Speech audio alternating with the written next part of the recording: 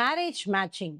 எல்லாருமே marriage matching வரவங்க அந்த மேரேஜ் மேட்சிங் ஜாதகத்தை கொடுத்துட்டு உடனே சொல்லுங்க, ஏன் இவ்வளவு டைம் எடுத்துக்கிறீங்க, நட்சத்திரத்தை தானே பாப்பீங்க அப்படின்னு தான் இவங்க எல்லாருமே கேட்பாங்க. கண்டிப்பா நட்சத்திர பொருத்தம் பார்க்க வேண்டாம். அதாவது நீங்க 2 நட்சத்திரத்தை பாத்தீங்கன்னா அந்த கண பொருத்தம், தின பொருத்தம் அதெல்லாம் பார்த்து சொல்லிடலாம். ருஜு பொருத்தம், அதுல அந்த 10 பொருத்தத்துல ருஜு பொருத்தம் இஸ் a வெரி இம்பார்ட்டன்ட் பொருத்தம்.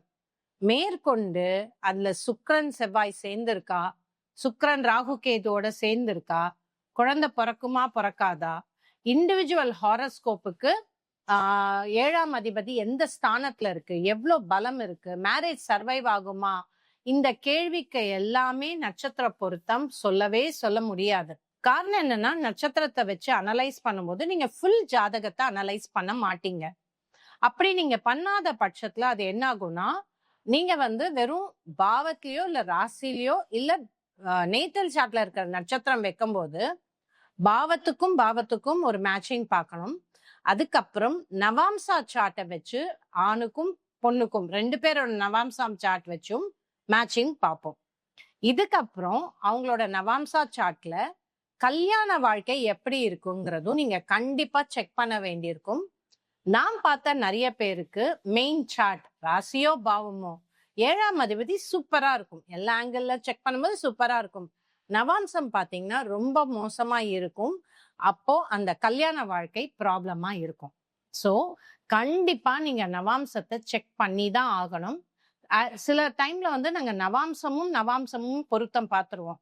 அது இன்னும் கிளியர் பிக்சர் கொடுத்துரும். இந்த பையனோட நவாம்சம் பொண்ணோட நவாம்சம் 2 பேருக்கும் ஒத்து போகுமா அப்படிங்கிற கிளாரிட்டி இன்னும் ஈஸியா வந்துடும். இதுக்கப்புறம் குழந்தை பிறப்பு. இந்த குழந்தை பிறப்புங்கிறது எப்படின்னா, இந்த ஆணும் பொண்ணும் சேரும்போது குழந்தை வருமா, அப்ப நீங்க சப்தாம்சா சார்ட்டை பார்க்கணும்.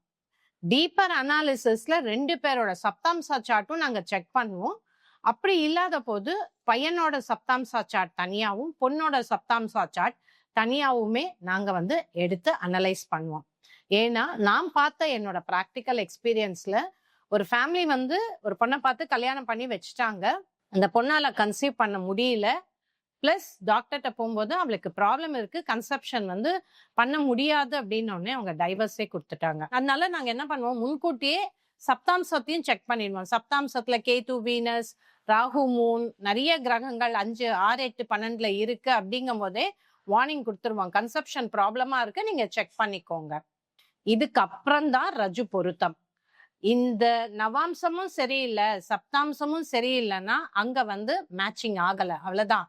அதுக்கப்புறம் ரஜு பொருத்தம் எடுத்துப்போம். ஏன்னா ரஜு பொருத்தம் is one of the factor. அந்த ரஜு பொருத்தமுமே இப்ப எல்லாருமே பாக்குறது இந்த நட்சத்திரம் அந்த நட்சத்திரம் ரஜு பொருத்தம் இருக்கா அப்படிங்கிறது தான் எல்லாருமே பாக்குறாங்க.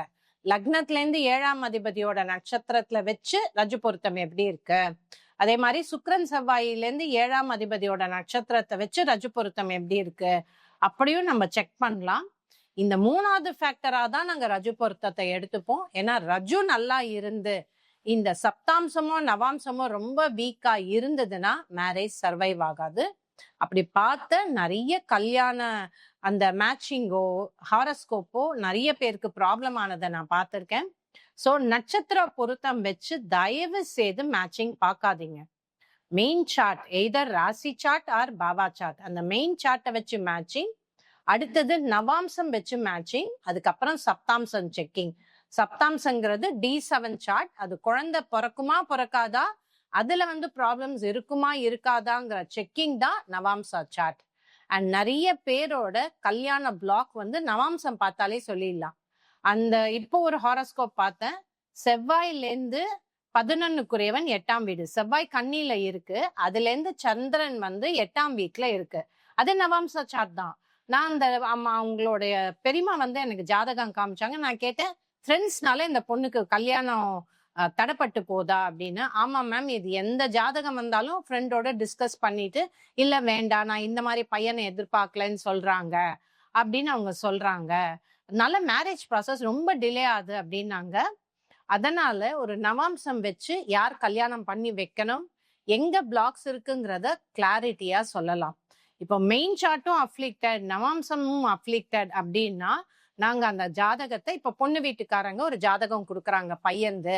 ஃபர்ஸ்ட் எல்லா ஹாரோஸ்கோப் அனாலிசிஸும் பண்ணிடுவோம். பண்ணிட்டு மெயின் சார்ட்டும் ப்ராப்ளமா இருக்கு, நவாம்சா சார்ட்டும் ப்ராப்ளமா இருக்கு, ரெண்டுத்துலயுமே வந்து சுக்கிரன் செவ்வாய் ரொம்ப ப்ராப்ளம் ஆயிடுச்சு அப்படின்னா இந்த மேட்சிங் இல்லைன்னு சொல்லிடுவோம். ஸோ சில பேராமீட்டர்ஸ் எல்லாம் நீங்க பரிகாரம் பண்ணாலும் கிளியர் பண்ண முடியாதுங்கிற பேராமீட்டர்ஸ் எல்லாமே இருக்கு. அதனால வெறே ஒரு ஆஸ்பெக்ட், ஏன்னா ஒரு நட்சத்திரத்துல கோடானி கோடி மக்கள் பிறந்திருப்பாங்க. ஆனா அவங்க ஹாரோஸ்கோப் வேரியேஷன் ஆகும், லக்னம் வேரியேஷன் ஆகும். அதனால தயவு செய்து நட்சத்திர பொருத்தம் மட்டும் பார்த்து எந்த ஒரு ஹாரோஸ்கோப்பையோ கல்யாண வாழ்க்கையோ முடிவு பண்ணாதீங்க. நவாம்சம் அண்ட் சப்தாம்சம் செக் பண்ணா உங்களுக்கு நிறைய விஷயம் புரியும். இது ஜெயஸ்ரீ அஸ்ட்ராலஜர் மேரேஜ் மேட்சின் பத்தின டீடைல் அனாலிசிஸ்.